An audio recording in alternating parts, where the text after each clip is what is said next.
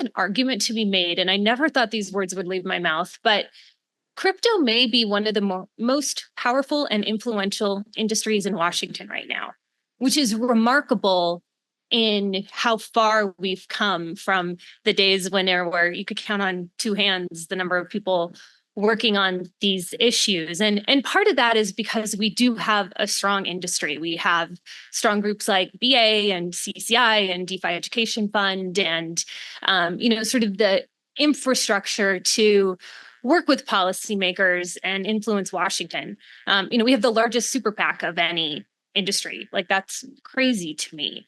But I think outside of the industry, the reason that we are so strong right now is because we are backed by a community. And so it is emerged that, like, we now have this army of crypto advocates, right? Like, the crypto advocate is active, and that's thanks to Stand with Crypto recruiting.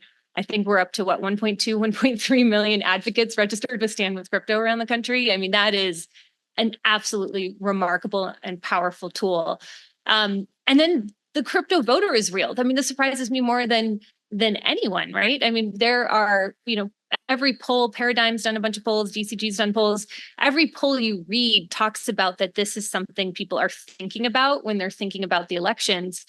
And it's not necessarily because they see this as like a fun speculative thing to play with, but it turns out people are actually associating crypto with a solution to the shortcomings they're finding with big tech and with the financial services system. And so what we have is this incredibly powerful user base and community that is active and engaged. And it is, with that I think we're able to have the influence that we have in Washington today.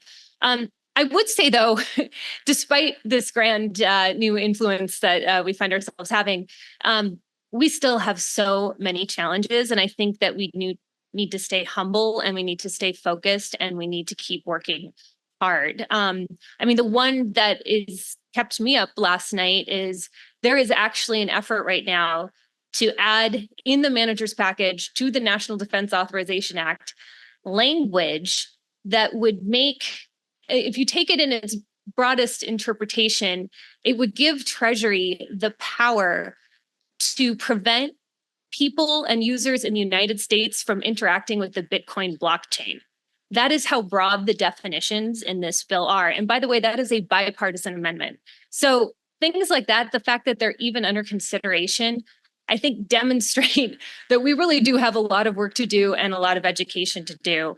One place where I'm very encouraged by the progress is on market structure. I think the FIT 21 vote in the House really signaled that this was an area of interest, and the Senate Agriculture Committee and a few folks, Senators Lummis and Gillibrand, are working forward. I think there are a lot of details there to figure out as well, but we've never had, I think, a more engaged set of lawmakers in the Senate. And so we'll see if we can actually get to the point where that moves to a markup with language that is favorable. It's something we're actively engaged in and watching very closely.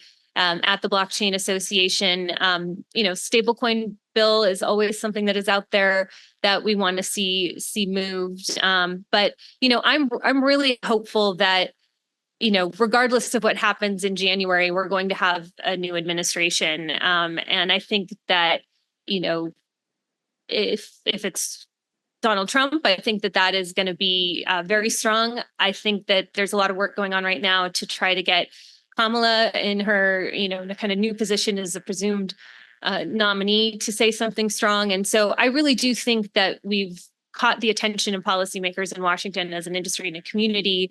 But that doesn't mean that education has stopped. I think we need to keep working. We need to, continue to build out the education on both sides of the aisle. And hopefully, once they understand what we're trying to do, that will, translate into sound policy making. So anyway, thank you all for being here today. Paul, I really appreciate everything that you have pulled together with this community. And my thoughts are that we need to stay focused and stay humble and continue the work that it takes to get good policy. And a lot of that includes showing up and educating. And it is not always the most glamorous work. It is very repetitive work, but it is work that does need to continue, so that we can, emerge from what has been a very, very sort of dark chapter in crypto, and, come forward with this being, United States being the clear home for innovation in this space. So anyway, thank you, everyone. And thank you, Paul.